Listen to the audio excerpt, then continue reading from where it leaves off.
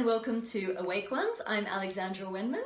I'm Lorraine Flaherty. And I'm Sally Poinsett-Nash. And today we're joined by the lovely Maggie Sarfo. Hello. Hi everyone. So Maggie, tell us a little bit about yourself. What's your offering here?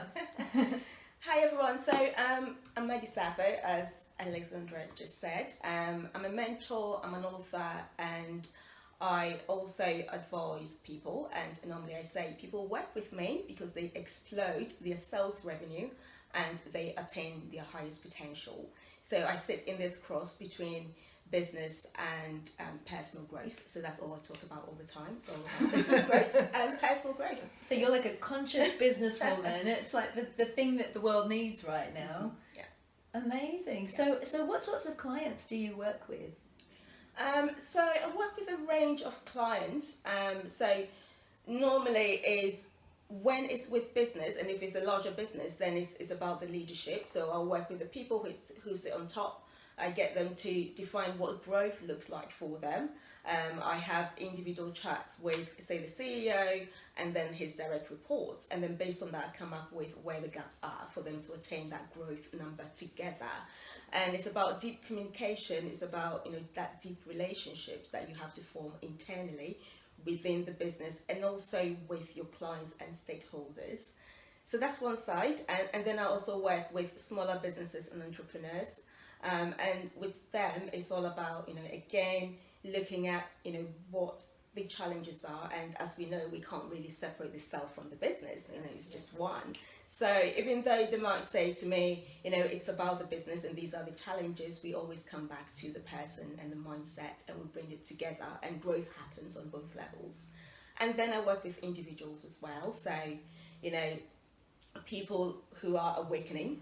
We are on the awake ones, after all. So people who are awakening like us, who are looking for ways of raising their vibration and going on their journeys, and part of what it takes for us to all get there together. So then that's more of where my spiritual work comes in as well. So tell us a little bit about your spiritual work, because I know that we had a chat the other day, and you work also with the Akashic Records. Am I right? I do indeed. Thank you. So, with the Akashic Records, I always say, and I laugh about it, that, if about 18 months ago you had said to me, you will be doing this, I would have said, you're having a laugh, I'm just normal, going about my corporate world. I've always been a business consultant, a sales leadership person. But my spiritual work, if I can tell you a bit of the story in terms of how Of course, that's what we're here for. Like most of us, I have been on my own kind of personal growth journey. And then one morning, as I was kind of getting up with meditation and everything else, all I could hear after the meditation was Akasha, Akasha, Akasha, just ringing in my ears. And I was like, what does that mean? And it did feel like I should know, And I was like, what does that even mean? So, thank God for the internet. Picked the phone, did some research, and realised it was to do with the Akashic Records. I bought a book, read the book, and there was some sacred words in it that you could use. And as soon as I used it, I was able to get into my records straight away. So that opened a whole new phase for me. But then I felt there was more to it, and I felt like it wasn't getting me to where I wanted to get to. Kept searching, as you do, YouTube and all that, and I came across a guy called Ernesto Ortiz. He lives in Miami, a Mexican, but he's been doing this kind of work, the work with the Akashic Records, for about 30 odd years. So I got in touch with him. I was like, do you do consultations? Can you do a reading? He was like, well, I don't do that these days, but I'll make an exception for you, because he travels a lot more around now doing retreats and stuff. So he did did a reading for me, because at that time I was also, as you do, that you have to move out of your corporate role, but you keep pushing it. So in my last role, even though I set up my own business, I said to myself, I'll give it 2 years, and then I'll move out of it completely. And then 18 months later, it was like, no, that's it. I really can't do it anymore. So as I came out, this was around the time that I had this experience with the Akashic Records. And I felt like the Akashic Records was part of the roadmap for my business, as well as for the next phase of my life. So And during this reading, it was confirmed, and I was like, okay, so then I'm moving in the right direction. And 3 months later from there, so he had a book, and then as soon as I used the sacred words in his book, I could, see and tell so much more in my own Akashic records than anywhere else. So I knew I was just getting there. And then I went over and got certified. So what they call a level 3 certified Akashic Records consultant, which means that I can read the Akashic records for myself, for others, for businesses, so long as they're trading, for animals and pets, for sacred buildings, for ordinary buildings, for groups of people like collective consciousness and things like that. So that's that work I do. So I have a question, because obviously all of us in our own ways kind of, explore that world. So I'm really curious about what, if you don't mind sharing, some of the things that you learned about your soul's journey when you went into the Akashic Records. What were some of the things that you found out about you? Yeah, so, one of the first things that I wanted to know, because mind you, when I got interested in the Akashic Records, it was all about me, and I felt like there were some things that I needed to sort out for myself, and especially for my family as well. I felt that I was kind of, planted in my family to help break some things so we can move forward. So it was all about me. And so one of the first questions I did ask was, who am I? And, where did my parents originate from? And one of the amazing things that I got revealed to me during the first initial stages of the Akashic Records was the fact that my dad was directly connected to the pharaohs in Egypt, and I was like, what? Whoa! That's a good one. I know. And I was like, what?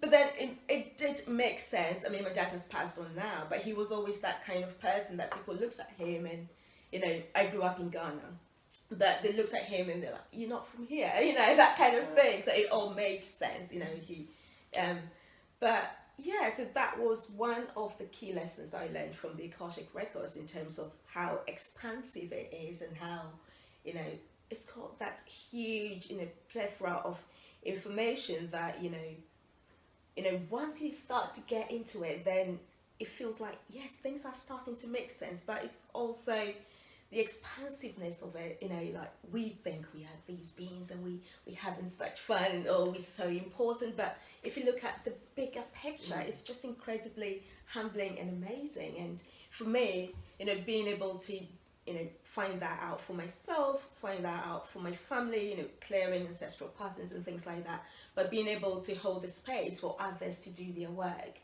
is just incredible. So have you been to Egypt in this life to explore that link?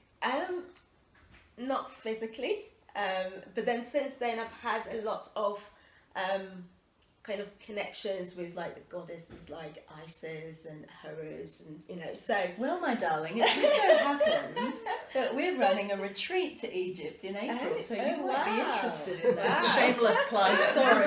There you go, Egypt, here I come. I'm actually in India in March, but yeah, see. Amazing. Oh, India. Yeah. I wonder what you're going to uncover out there. Yes, who knows? Amazing. Who knows?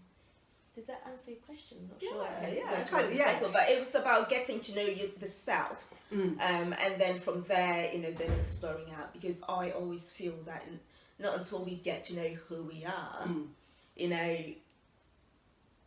we then have blocks and everything else. But when you know who you are, then everything makes sense, and you can connect the dots. And that's all it's about, just connecting the dots. So I can map it to where to my fullest potential, and I feel that's what we're all doing, really. Yeah. And with the Akashic, so are you going in, because I'm not overly familiar with the Akashic work, even though I spend a lot of time rummaging around in that space. Yes. But are you given access to other lifetimes and details of who you were in previous lifetimes? Is that some of the detail that you're able to find out? Yeah. So the thing with the Akashic Records is people hang whatever hat they want to hang on. I hang purpose, identification, development, and peak performance on it, because a lot of the work is about attaining our highest potential and becoming the best of us.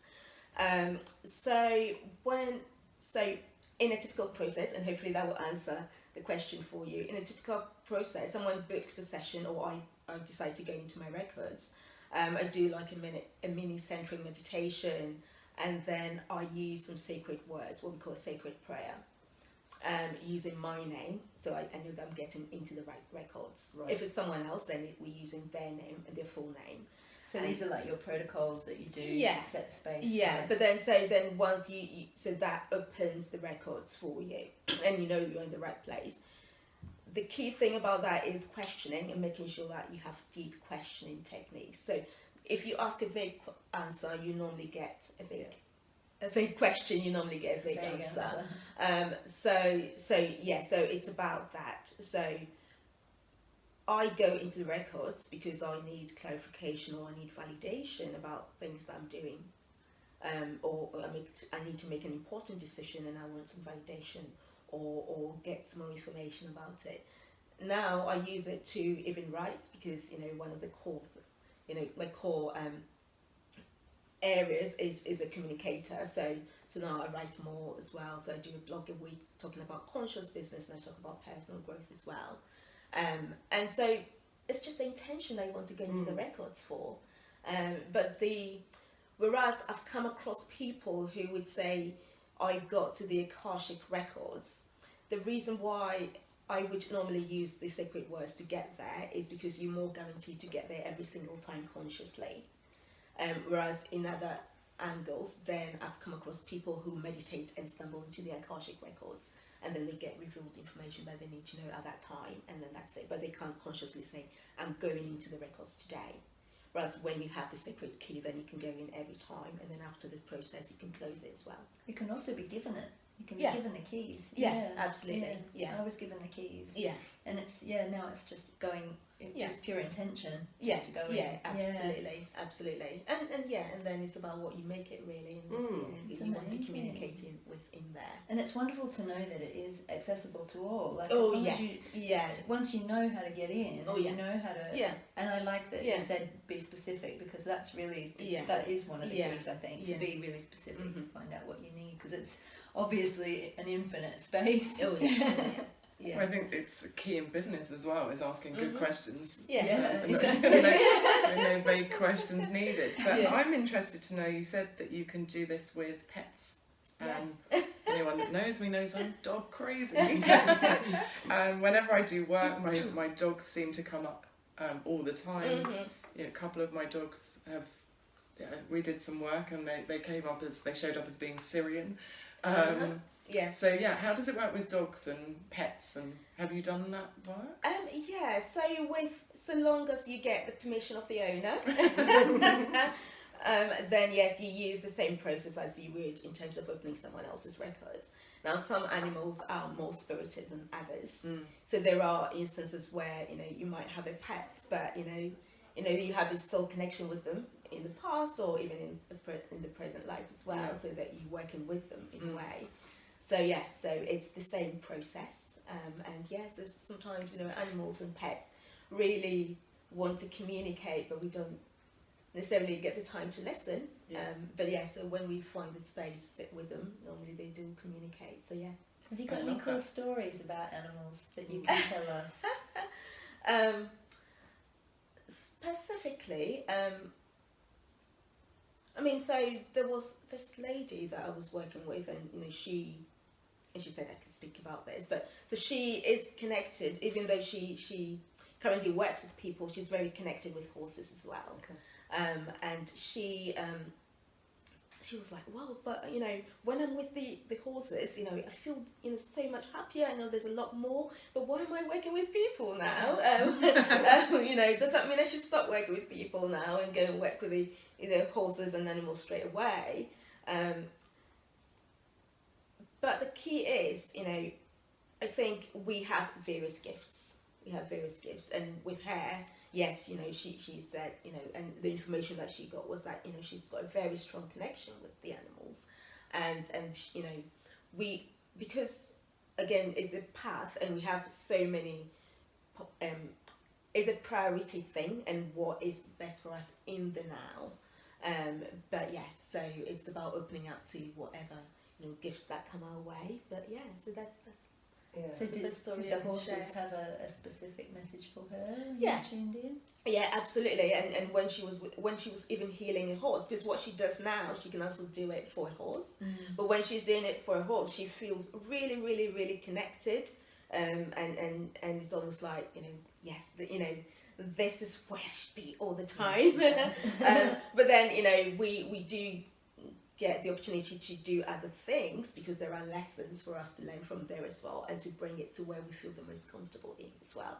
Right. So I think the animals, are part of a bigger thing in this whole kind of frequency vibrational things. And I've come across people now who use a lot of horses to heal children, like these equine therapy, and there's a lot going on now.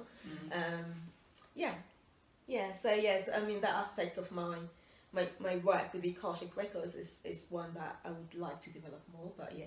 Have you ever been down to like the zoo and spoken to like lions or some of the wild animals? Because I saw a video once of a guy who telepathically spoke to this jaguar. And it was phenomenal, because the jaguar was like, everyone, don't they know who I am? I'm a wise being, and they're all treating me like a stupid animal. And then once they started honouring him, he was happier. And he calmed down. Yeah. Yeah, well, I haven't yet. That might be your next challenge. Yeah. I'm coming with you if you do that. But I remember years ago talking about animals. I remember going to the zoo and being a Leo. I am very, very attached to lions and very passionate about them. And I don't like zoos. I have to say, I don't like the ideas that animals are caged up there. But this particular one, they did seem to have a lot of space, and it was done quite well. It was more like a safari park than a zoo. And so there was a huge enclosure for the lions, who were all I wanted to see, really. But they were all asleep. And the male lion, obviously the one with the mate, was way off in a corner, fast asleep. And so I was really disappointed. And then I thought, I wonder if I could telepathically tune in. And so my friends were kind of saying, oh, yeah, we're going to wander off. And I said, no, it's okay, I'm just going to wait here. And they were like, what for? I said, because I need to speak to the lion. And they were like, yeah, okay, whatever. They were kind of used to me doing my weird stuff. And they all wandered off and left me there. And I just stood and I tuned in. And I just said, I've come all the way, and you're the only one really that I want to see. So I'm really sorry to disturb your sleep. But if it is possible, I would really appreciate it if you could actually just come and say hello. And it was just the weirdest thing. And I know that sometimes these things are coincidence, but that lion stirred, shook his mane, he got up and he walked right up in front of me. Wow. And he just looked right into my eyes. And then there was just this incredible moment of connection. And it was almost, are we done? Do you have what you need? You go what you need. Can I go oh my God, thank you. And he literally turned round, almost shook his ass at me, went back, plopped back down and went back to sleep again. Yeah. And I just, oh my God, I can't believe that happened. And of course, when I told my friends about it, they'd all been off somewhere, nobody else had seen it. So of course, I'm sure they all thought I was making it up. But there've been many occasions when I've had those sorts of experiences with animals, so I'm pretty me sure. as well. We went whale watching in Coffs Harbour, where I grew up a couple of years ago, and I'd never done it before, because it's a winter thing in Australia where I live, and I just was like, I need to go whale watching, and I organised my whole family to go whale watching. And there was a trip at 9 a.m. and then there was another one out a bit later in the day, and when we showed up to get on the boat, I booked the later in the morning one. The guy said, oh, they're a bit sleepy today. We haven't really had many come out. Like, the people on the boat this morning didn't see any, really. So I just went, let's see about that. I tuned in. I went, please, whales, we want to see you. And I'm sending you love. Oh, my God. It was extraordinary. These huge humpback whales breaching in the water right in front. And one of them swam under the boat. And I had my two little nephews with me, and they were just like pigs in poo. It was just amazing. And I think that's it. Just honour them and let them know. They're so intuitive. They're so intelligent. You know. And I same experience that you had with the tiger at London Zoo. An amazing, huge big tiger just came right across the thing and into the enclosure and like sat there blinking at me like a pussycat. It's amazing. No, I have the thing with the cats as well. Yeah. Lions and Yeah. cats. Yeah. Yeah. They're so intelligent. And I remember years ago talking about the Akashic records. So I was in a meditation, and I dropped into a past life, and I found myself talking the links here, talking about Egypt. So I was on a barge going down the Nile, and I knew that in that role I was High Priest of the Pharaoh. So I was really excited. Oh yes, I was going to have a life in Egypt. That's exactly what I was doing. High Priest to Pharaoh, lovely. Until I looked around and realised that it was actually the funeral barge. And I might have talked about this before, that I suddenly realised that having been given the role of taking care of him in life, I was also going to have to take care of him in death, which meant that I was going to be buried alive with him in the tomb. And I knew this was where I was going, so it was this beautiful, grand thing. But what I was also aware of was that I was buried with his favourite pet lion. And both of us were walled into the tomb. And obviously with no food and no water and nothing to survive on. And this lion was so beautiful and so gentle, and so instinctively you would think that in order to survive, the lion would have killed me and eaten me, and it would have made sense actually for that to happen. Might have made things easier on you. And it would have made things easier. However, that's not what happened, because the lion and I both knew in that experience what was going to happen, and we curled up. We just we curled up together, and we just lay and you know, almost waited for the time to come when we would both pass together. So I had a huge affinity and real connection with that line and that experience, which kind of made the zoo thing make sense then. Because whether it was, you know, of the same lineage or whatever. No, definitely. Lions are a big thing of mine as well. And with some mantras, you know, as soon as I start saying them, I see a lion coming. And I believe that these days, you know, you meet people for a reason, and it's because you have that connection, very similar things going on, and you come together to create something beautiful. So, But one thing I must say about the Akashic records, or how I work, is not until someone gives you the permission, you can't not open their records. Of course. So that's the number one thing that I kind of respect wholeheartedly. You know, if they give permission, then yes, you can open their records. If not, then you don't. Absolutely. But then you can ask. You know, you can open your records to ask for guidance in terms of how to work with someone. And I bring that into my work, even with my businesses or my consulting work. You know, so if they've turned out to be, you know, someone who is more conscious and they start talking about their higher self, then hey, why not? Otherwise, I just go in there and, you know, we talk business, and we talk in a language everyone understands, and we talk about achieving the results. But for me, it's also about the energetic impact, and I think we all you know, recognize that there is, you know, it's not just, you know, what our human minds can achieve for us. You know, when we open up, miracles can happen. So I have a question. So I am the way I see the world is that everything has consciousness, and you can have a conversation with a chair if you want to. So have you ever gone into the Akashic records of a business as its own consciousness before? So long as the business is trading, so long as there's been a transaction in the business, then it has its own Akashic records.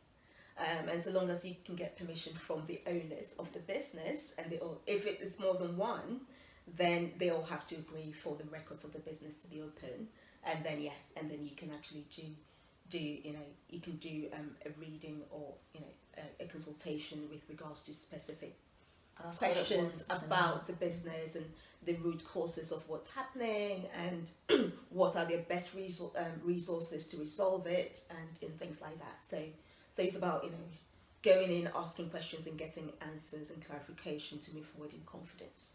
Maybe we need an Awake Ones Akashic records. And for a group of business people reading. as well. So for a group of people, so long as everyone agrees for their records to be open as a group, then so you open your records as a group, and then what you find is then messages come up, and sometimes it's for specific people within the group, other times it's for the group as the conscious collective, or the collective consciousness of that group, and you know, what the future looks like. We'll do that then. So what about you, Maggie, in terms of sharing your gifts. Are you planning to teach any workshops about this, or are you going to be teaching stuff about the Akashic records? Absolutely. Or business, So yeah, business? so for me, like communication and messaging, and receiving the information and bringing it out into the world is a big thing for me. So going out speaking, I do speak in a lot of workshops at the moment. Haven't done too many spiritual ones, and I'd love to. So I do speak to businesses. I've written an ebook about evolution of the buyer and implications for businesses.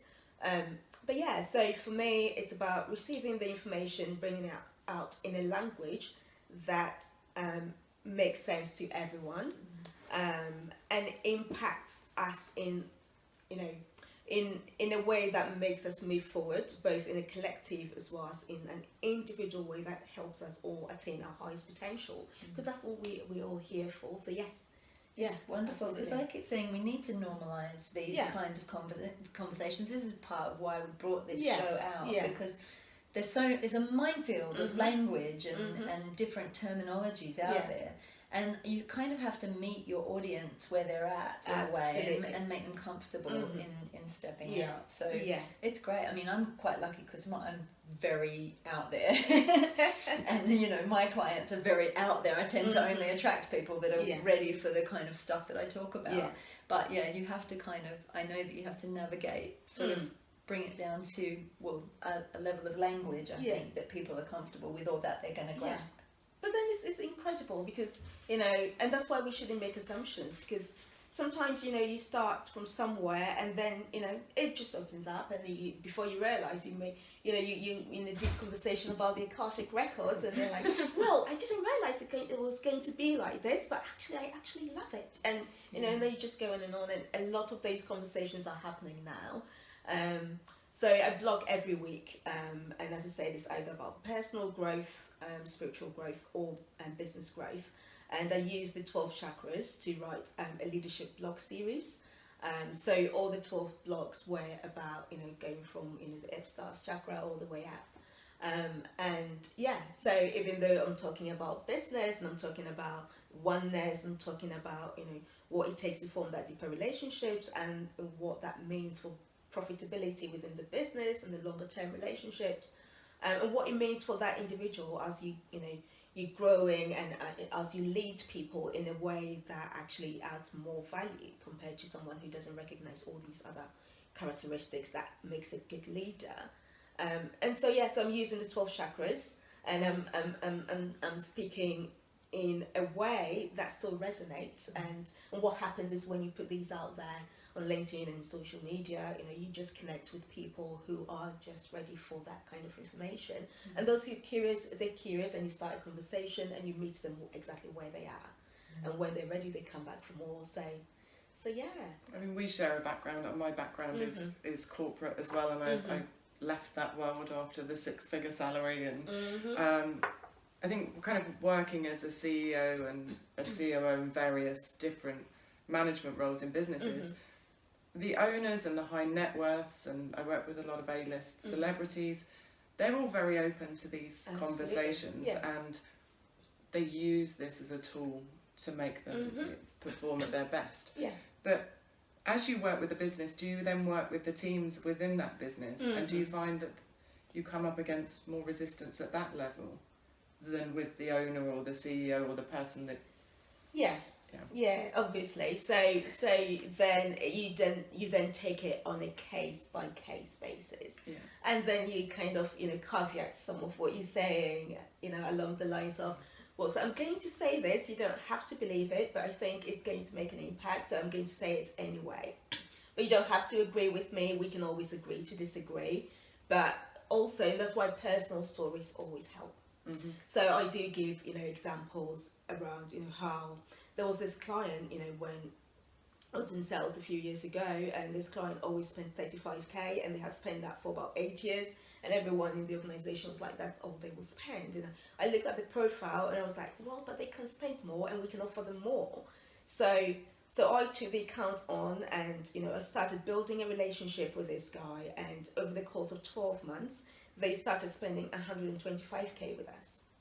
and this was something that everyone did not thought was possible. So then, and this is something I mentioned in my book about the evolution of the buyer, and I talk about why, you know, that deeper connection and, you know, being really genuine about getting to know that person, looking at what their issues are, and not just the business issues. Yes, they do need to tick a business box, but get to know them on a personal level as well. You know, what it means for them to, you know, use your service internally. You know, what does it mean? What's the personal value to them? What's the business value to them? And as you marry these, and as they look at you from that personal level perspective, is that connection that you build that you wouldn't otherwise have built if you were looking at that from a seller-buyer relationship. And that evolves, and then they're happy to connect you with other people within their same organization. They know the value you have given them, and they connect you with them. They know where the budgets are. You work with them, you plan when they're going to put budgets forward, and, you know, you weave your products into that. And so these are really creative ways of working. But as long as you are committed in terms of what you're delivering to them, both on the personal and business level, you realize that the relationship takes a different vibrational level. And so then, you know, the business angle or the money angle of it is just what it is, you know. And it just happens. So yeah, so you do get the resistance, and you meet everyone again. You meet everyone at the point with their own language, I guess. Absolutely, and yeah, we get there together. And then you have someone who then will come on your own your personal development or your personal growth programs, because they benefited so much, and they know that doing that will then take them back into becoming the best in their business world. And also, do you find that the more spiritual work you're doing, is it lessening on the corporate side and ramping up on the spiritual side? Are you going through that shift? Yeah, oh, absolutely. And to be honest, you know, when I do my spiritual work, you know, it's, for me, it's less effort, even though we do an energy work, and, you know, we know there's a big thing, but, you know, the level of fulfillment you get, you know, it's just incredible. So yeah, so I can see that happening. I can definitely see that kind of happening. Although, you know, every time I ask, I get told that yes, you got that knowledge in the corporate world for a reason, and, you know, you know. But I think the thing is, when you sit on the side where you can actually go in and give a third party perspective on something, leaders in the corporate world believe you more, and they're willing to experiment it. Whereas if you were part of that team, that leadership team, or part of that group, then it will be more difficult. So yeah, absolutely. Yeah. Fantastic. Well, I think there is an evolution now, isn't there? Because business has to operate in a different way. Yes. And I think so many of the old ways are now being shown up for the sort of, you know, just the blockages, and we are moving into a new paradigm. I mean, that's what being awake is, where you see how everybody benefits, not just the people at the top. So that everything that we're doing consciously as people is to help and assist everybody to grow, and everyone to be in the best place, whether you're the, you know, person at the bottom of the ladder or right up at the top of the ladder. It's got to be balanced and work for everybody. Absolutely. So, well, we salute you for your, you know, bringing This is our salute. This is our salute, yes. Namaste, for bringing consciousness into the business world. Thank you. And just thank you so much for sharing with us today. And how can people get hold of you, Maggie? What's your website, your social media? How can people find you? So I normally say, you know, I have most fun on my blog, which is maggiesaffer.com. And that's where I have fun just talking about business and personal growth. Very recently, I've just then moved on and said maggiesaffer.com/personal growth. So if you're looking for more information around the Akashic records, I'm doing more videos on YouTube, and I'm connecting that back into that side of the blog. So maggiesaffer.com/personal growth is where you find all the stuff about the Akashic records. And we'll have all of the details in the comments below. Yeah. Amazing. Thank you so much for much. speaking to us, Maggie, and thank you for watching. Thank you very much.